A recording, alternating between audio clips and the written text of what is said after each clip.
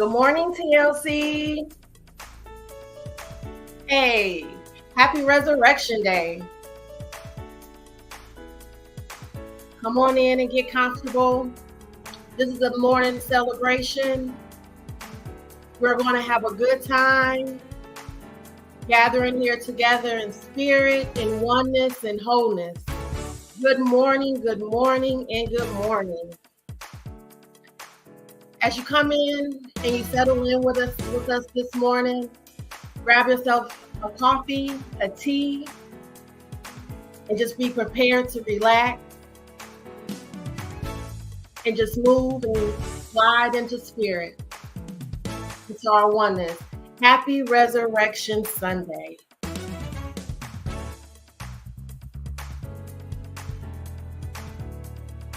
It is a beautiful morning here in Michigan. It's a mild morning. It's a soft and gentle awakening today.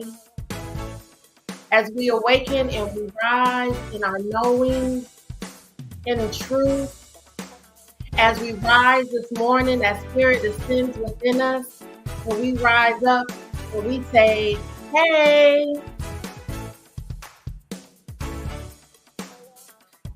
This is Women's History Month. We have been celebrating all month long. It started with Reverend Shahira. Last week, Reverend Spence came in and gave us a dynamic word. And this Sunday, today, is Resurrection Sunday, and we are celebrating the ascension of spirit within each and every one of us as we rise and stand together in love. Welcome in. Great morning, TLC family. Hey. I'm excited to be here. And I am honored to be here. Thank you to Reverend Shahira for the invitation, and to everyone. Hey, Bonnie, Reverend Bonnie, and to everyone joining us.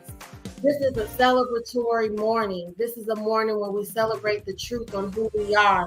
We celebrate the truth of love, that love is forever present.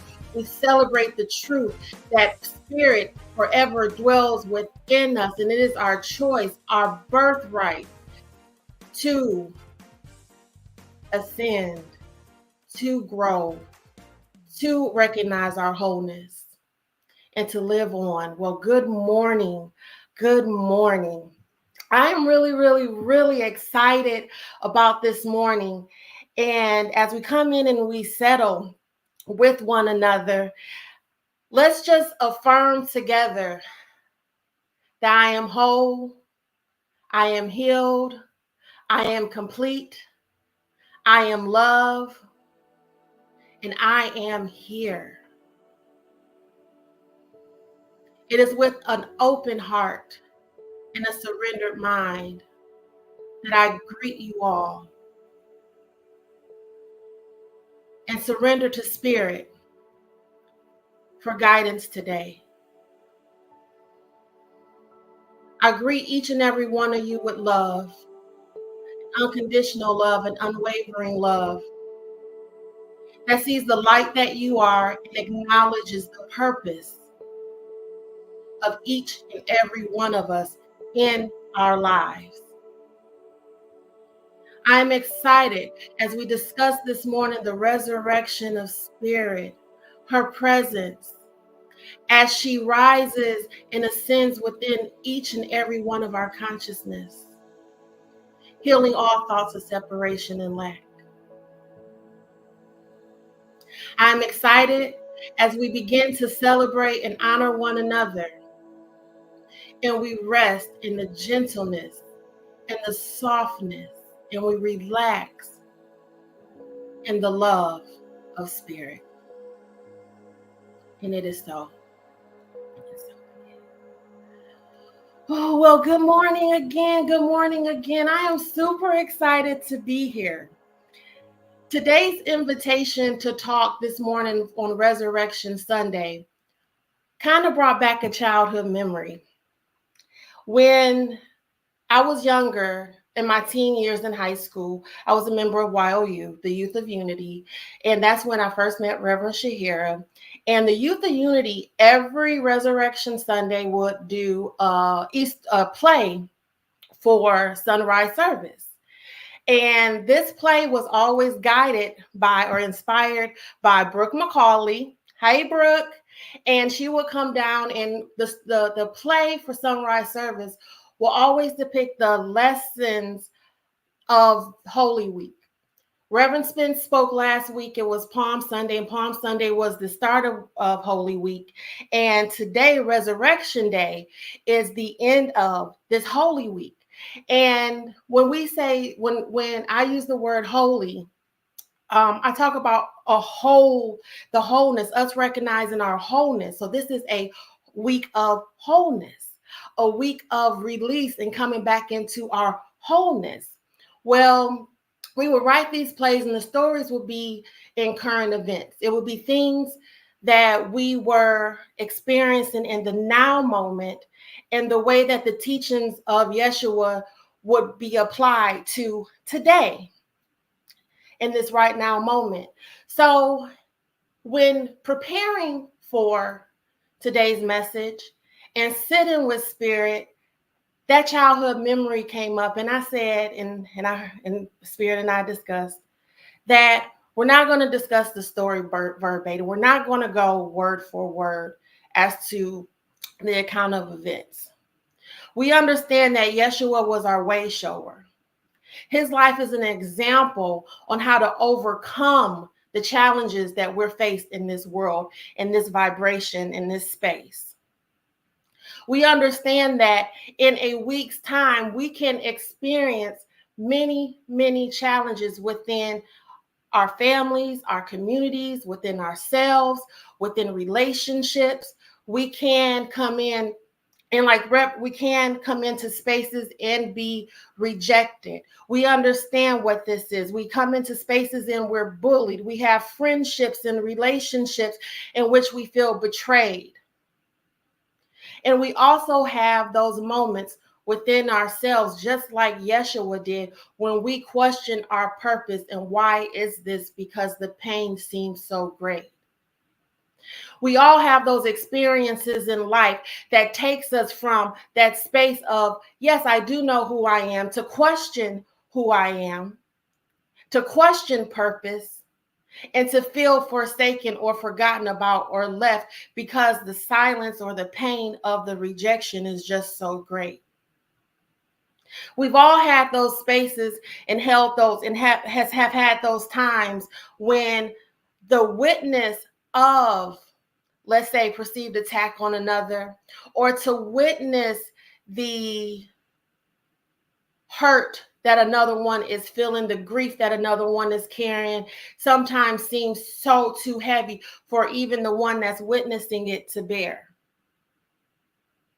We have all had those experiences where choices have taken us and put us in spaces of guilt, regret, and shame, and our desire is just to quit and stop life as we know it. However, through the teachings of Yeshua and through what this week means and what was meant and how this week started, per what Spence said last week, we have to take control of our mind and our thoughts. That's where it all starts. This week is about going deep, deep, deep within and listening to the voices within to come to a space of wholeness and forgiveness. During the toughest time of Yeshua's journey, he spoke out, and he spoke a prayer that simply said, "Forgive them, for they know not what they do." I forgive myself for the times that I know not what I do unto myself. I am a teacher of A Course in Miracles. The Course in Miracles speaks on everything starts within the mind, that the mind is the first tomb or the womb. From the tomb to the womb is the womb. The mind is our first womb. It's where all ideas are planted. It is where we manifest from. It's where our beliefs are formulated. It's where our experiences our experiences are created. And so in this time, in this space, this week, today, we are celebrating a whole mind. We are celebrating the release of duality, the idea of duality. We are celebrating a raise in consciousness, taking us into our Christhood. Yeshua the Christ was a state of consciousness that he rose into, that he ascended into. Today's title is She Rises, the Ascension of Spirit. It's the ascension of spirit within us that heals our minds, bringing it back to the wholeness, erasing the idea of duality. And today is we celebrate that. We celebrate our wholeness and our divinity in within self. Everyone's walk and path may appear to be different, yet we all experience the same challenges. And one thing that was really, really key in this walk and in this story of this last week was once the choice was made to forgive and release the quote unquote tragedy of the week, it was time to rest. And after the release of all of the egoic thoughts, all of the individuals and relationships that challenged Christ, all of the blame, all of the accusation, wrongful accusation, the wrongful accusations. And he released himself for taking response. He released himself from that belief that things were happening to him and understood that this was for a greater cause to free himself from this space, this world. He ascended up into Christ consciousness, and he rested for 3 days in doing that. How awesome would it be if after a time of trial and tribulations, and after a time of trying to fight, we allowed ourselves to rest. We surrendered it to spirit. We said, you can take all of this. I forgive myself. I forgive all those who I perceive have wronged me. And spirit, you take all of this and you heal it and you allow me to rest. That's the idea of the tomb. It's to surrender it all to spirit, to allow all the old ways to die off, these old thoughts of separation to die off, and rest in spirit so that she may ascend within us, within our consciousness, within our minds, healing those spaces of separation. 3 days he rested. Some of us have 3 minutes, 3 seconds in moments to release, to realign, to let go.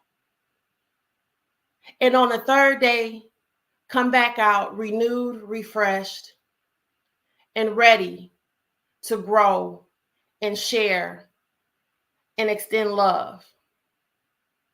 Now, when Christ came back out, so this month at TLC, we are celebrating Women's History Month. And when Christ came out the tomb and rose, the first person that he saw was Mary Magdalene. Mary Magdalene was weeping. And if you know the story of Mary Magdalene, Magdalene was a devoted follower of Yeshua. And he healed her, or helped heal her, of 7 demons. The story is of 7 demons. Well, metaphysically, we look to that as 7 thoughts or 7 beliefs, inner beliefs that limited her or separated her from her true self.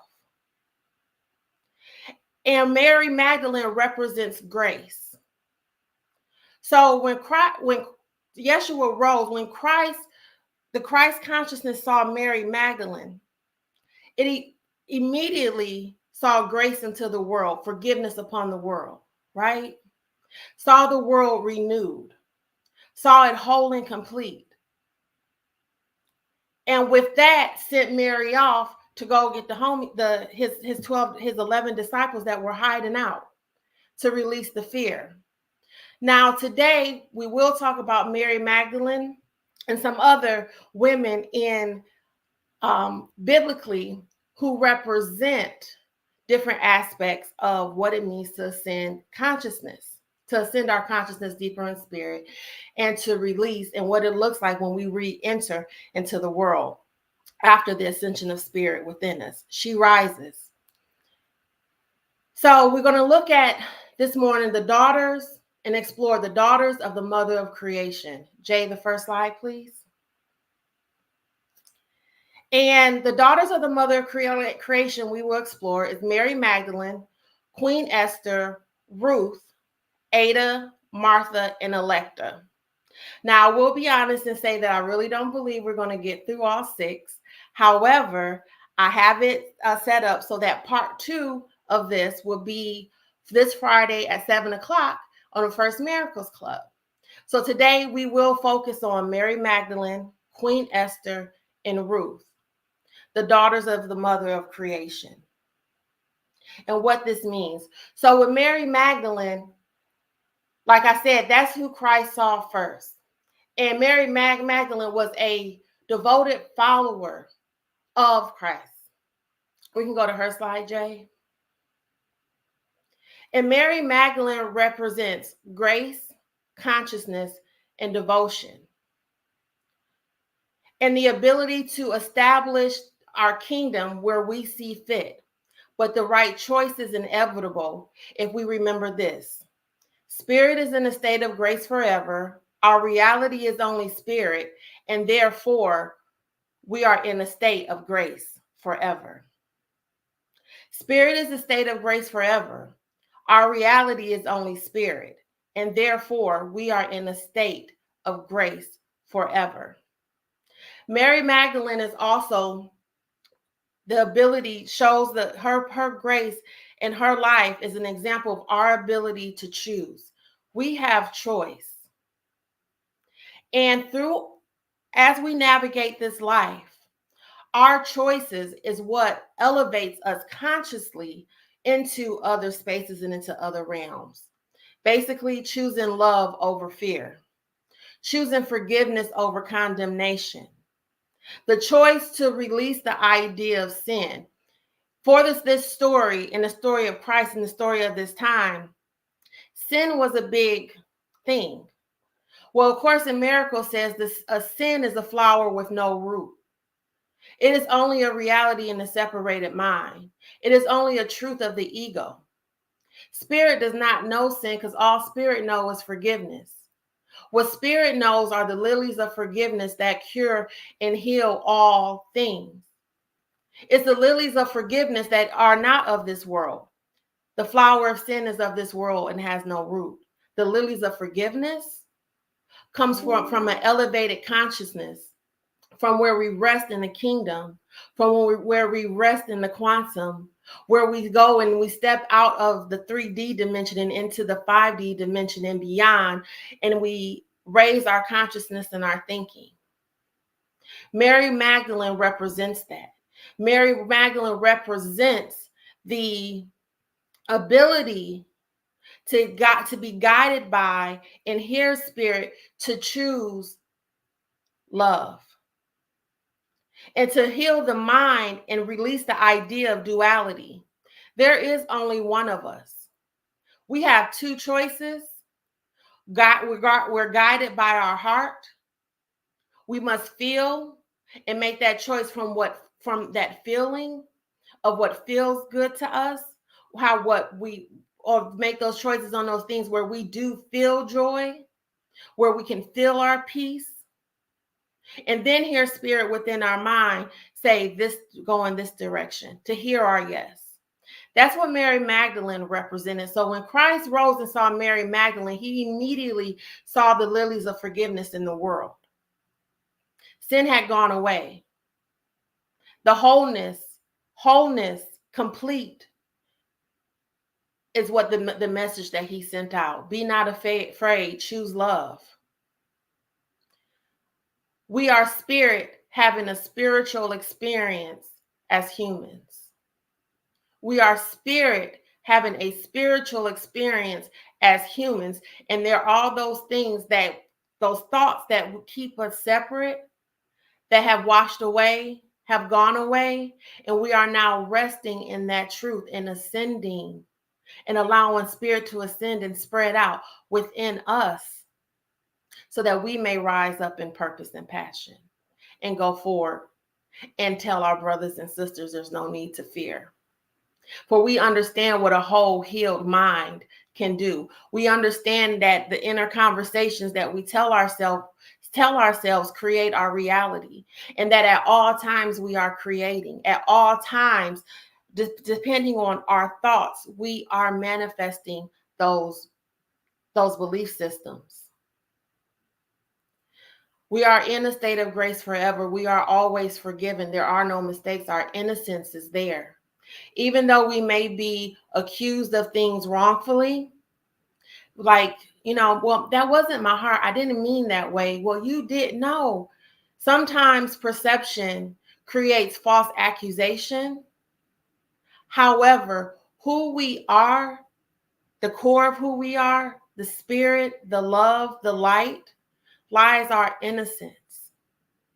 And when we hold on to that and we understand that we are forgiven, forever innocent, we go forth and we share that love and that light with our brothers and our sisters, and we free them from their inner affliction. I kind of say that when Christ saw Mary first, that's what it was. Like, he had his own demons to deal with over the week. And his friend who had just recently went through the same thing was there holding space and empathy for him. And empathy not being, let me get in the mud with you. Empathy being a space of, I understand your challenge. Let me pray some love and light into you. Let me know the truth for you in a time where you may not be able to see it yourself. It does hurt me to watch you have this experience. However, I'm knowing that as you're having this experience, you are growing and spirit is ascending within you, and you are healing and you are coming to your point of wholeness. And so her tears were tears of faith. Her tears standing outside there waiting to see her friend come back. Those tears were were of understanding and of knowing that the same God that healed and made her whole is the same God that was working on her Yeshua. Remember, I told you that Easter Sunday for me as a child was being able to rewrite these stories and make them relevant in this now moment. So this is a non-traditional way this morning of these stories and these relationships. However, so true and yet so relevant to what we're going through now. That's Mary Magdalene. She represents the grace of spirit, the forgiveness. We're always forgiven. She represents a devotion to truth, to the knowing of who she is, what we are, and the consciousness needed to remain elevated in wholeness, surrendering our minds to spirit, surrendering our minds so that our one true teacher, Holy Spirit, can guide us, and opening up the heart to feel what it is we must feel to navigate through this life. Our second daughter of the mother of creation is Queen Esther. Queen Esther represents humbleness, strength, and power. The meek shall inherit the earth because their egos are humble, and this gives them truer perception. The kingdom of heaven is the spirit's right, whose beauty and dignity are far beyond doubt, beyond perception, and stand forever as the mark of the love of God for its creations, who are wholly worthy of her love. So Queen Esther had humble beginnings. And through strength and power, she was able to rise and what some would say today, put herself in a space of success, right? It's that person who needed scholarships to go to school, had to work 2 jobs to put themselves through school. That person, that woman, and we all know this woman, just like we all know a Mary, we all know a Queen Esther, someone who had to make perceived sacrifices to come to a space of comfort or success. Well, one thing that Queen Esther did was that once she came to her space of success and got her opportunity to be heard, for her voice to be heard, when she had her opportunity to in a soft and gentle way, rest in her truth, in her softness, she helped others. She helped others free themselves from the binds in the thought process, once again, of separation from source, separation from the creation. She was able to help someone who was holding individuals captive, right? Let's say that this, and it was a king. Let's say that this person, modern day, was someone who was holding grievances, that had thoughts about certain situations and needed a healing to free those individuals, therefore freeing themselves from what judgment can do. So Queen Esther represents the ability to remain humble, to know, and once again, it's that empathy thing with the daughters of creation. It's an empathy where there's an understanding to say, I understand the pain. However, I know truth. And this understanding does not mean that I negate truth. What it means is that I can hold space for you to navigate through, to get to your space of healing and wholeness. And it's so true that as we find our own success in life, as we find our own wholeness in life, that we continue to hold space for those to find theirs. And that as space was created for us per se, that we can open channels and be willing to be used to bring someone else along with us. That's Queen Esther. The earth is an illusion. That's the Course in Miracles. And it's an illusion because things in this realm can die. Who we are, we do not die. What we are, we do not die. But there's a cycling out of material. There's a cycling out of what success looks like. Creation and perception. What we perceive, once again, creates our reality. Free yourself from the persecution of grievances. Free yourself from the things that you think, what you think or thought should have been, what you think or thought could have been had you not only released the shame and the guilt and live in the now moment. And in this now moment, allow yourself to be soft and gentle. Allow yourself to be a tool to be used to uplift those coming up from behind you and to heal anyone in front of you that is calling forth for it. Our next is Ruth. Ruth represents wisdom, accountability, and community. Wisdom is not judgment. It is the relinquishment of judgment. Wisdom is not judgment. It is the relinquishment of judgment. And wisdom is Holy Spirit. Wisdom is the result of spirit being in our lives. Wisdom is, as she rises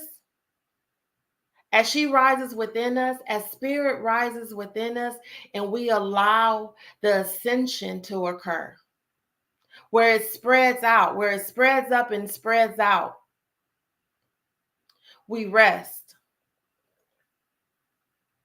We rest, and we know that everything around us is taken care of. We don't worry. We have no need to control. We go on this journey with a knowing. Ruth made a promise. Ruth made a promise to go on a journey. And this journey was one that almost seemed impossible for a moment. Yet because of Ruth's yes along this journey, she kind of sort of met her happy space. Even though the journey and the request seemed to be impossible, her commitment to love caused her to move in love, and she found a greater sense of love. And it was through the guidance of spirit.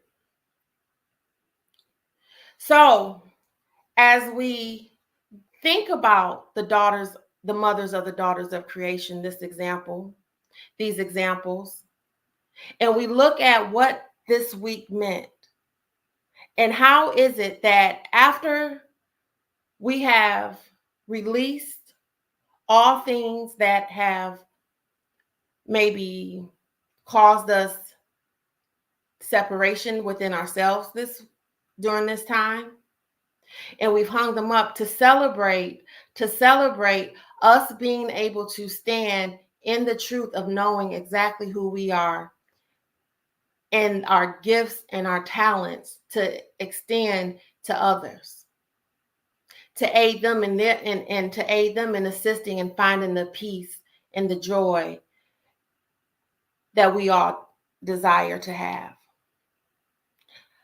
So this is Resurrection Sunday. We are resurrecting spirit within each of our consciousness. We are resurrecting in the knowing of love, the knowing of gentleness, the knowing of peace.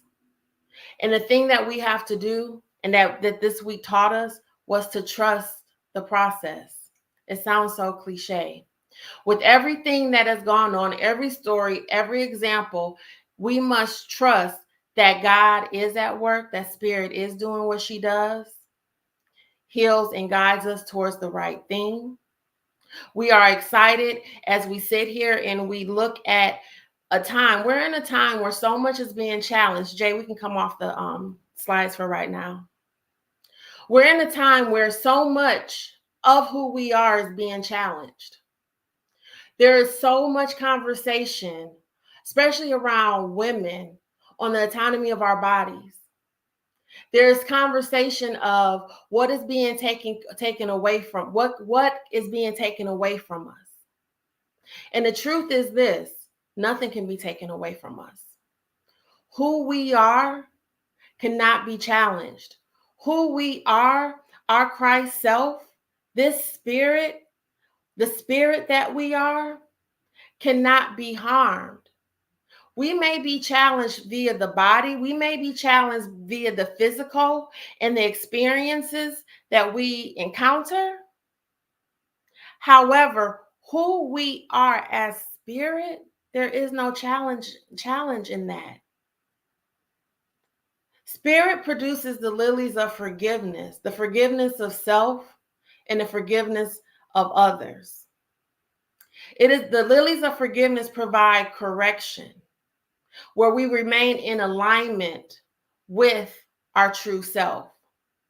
Part of the story of Christ is that in the tomb, when someone looked in there, there was an angel at the foot and at the head where the body once was. That angel at the foot and that angel at the head reminds us, or is representative of, as above, so below. In this time that we're in right now, it is imperative that we keep our mind lifted to the sky from which cometh our help.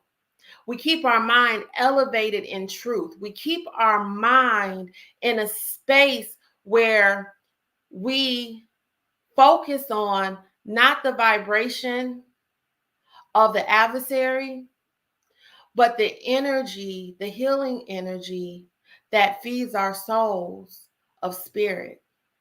She is wise and she guides us. She is all-knowing and she provides the healing that we need. Spirit puts us in a state of rest when we become weary. Spirit always provides for us that which we need in the moments that we need it. This world does not know us. This world is incapable of knowing us. However, when we raise our vibrations, when we allow spirit to ascend, and when we choose to rise in truth, when we choose to stand on that which we know is absolutely love, the I am, this world has no impact on us. And I say that in a way very respectfully to all of us who are going through challenges. Things break our heart. Rumi says that your heart breaks as many times as needed for God to let God in. To release the world and the limitation of this body is to allow your heart to break, for spirit to ascend, so that you may rise up in truth. It is time for us all, as today, as we celebrate this truth, to live it out and to know it. There is a soft hum of Mother Earth right now. This awakening, this reawakening, this reemergence of this new energy coming in, where it is time for us to fully acknowledge the light that we are. To take off the belief that there is anything that can do anything to us. You might attack this body, but my true self, you can't touch. I am spirit, having a spiritual experience in humanity.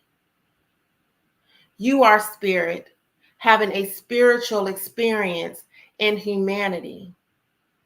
There is only one of us, one whole person.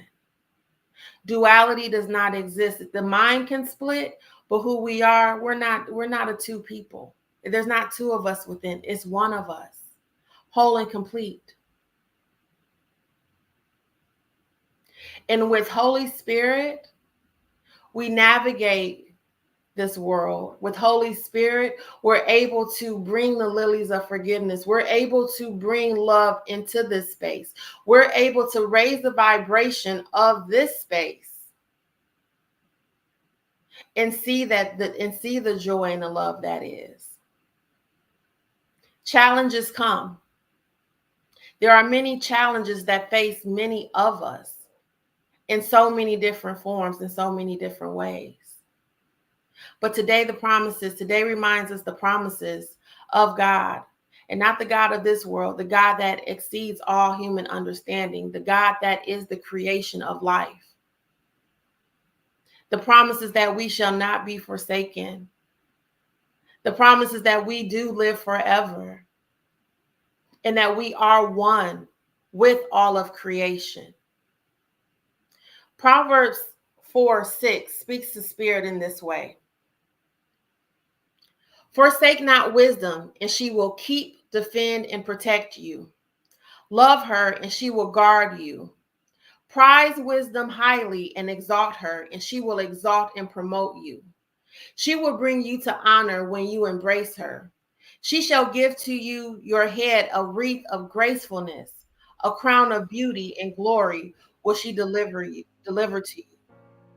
Take firm hold of instruction. Do not let go. Guard her, for she is your life. Keep in your hand the lily of forgiveness and release the thorns of judgment. Keep in your hand the lily of love and release the crown of thorns of unforgiveness. Hold tight as you create this bouquet of lilies, of peace, of devotion, of humbleness, and release the thorns of grievances. Today we are given our flowers. Today we are given peace and truth. Today we rest in knowing that there are no limitations for our true self. Our soul is bigger than this body. This body is merely a tool to extend love and to fulfill the promises of divinity. As we allow spirit to ascend within us and in our consciousness, let us all rise in love and say that when I see my sister, I see myself. When I see my brother, I see myself. I see us all as whole. I see us all as complete. I see us all in the oneness. I look upon this world with grace because I understand the innocence, and that there are times when we doubt ourselves, and therefore our actions speak out of fear. It is forgiveness for all of our brothers and sisters for any misstep that will create space for spirit to continue to heal and cover and blanket us and move forth. She rises within each of us, causing us to move in unison. This is a time that will have you believe that there is more separation than there is togetherness, and that is a false reality. There's more togetherness and unification than there is separate, because in this time that the earth is humming, that Mother Earth is humming, that the mother of creation is coming alive, we are uniting and holding together as one. We are starting to realize and see and rest in the fact that we are one, and we are not separated. On this Resurrection Sunday, I invite you to see with new eyes your neighbors. I invite you that as this Holy Spirit is resurrected within yourself, as the ascension of spirit happens before you, within you, that you rise each day and you extend a vision of innocence, of healing, and of wholeness to all those that you come in contact with. I ask that during this time, as we begin to heal the separation thoughts within our communities, within our families, and within ourselves, that you extend self the same forgiveness and grace. The first lily of forgiveness we extend is to ourselves. We plant the first bulb within our own consciousness, and from there it grows out. There's only one power and one presence active in our lives, and that is God, the good omnipotent. There's only one power and one presence that comforts us, and she is Holy Spirit, and she is the one that is our true teacher that walks with us throughout this path. Go today rejoicing and in knowing that you are the light of this world, that you are the light. In wholeness and in love, I thank you for this time this morning. I am that I am. I am grateful.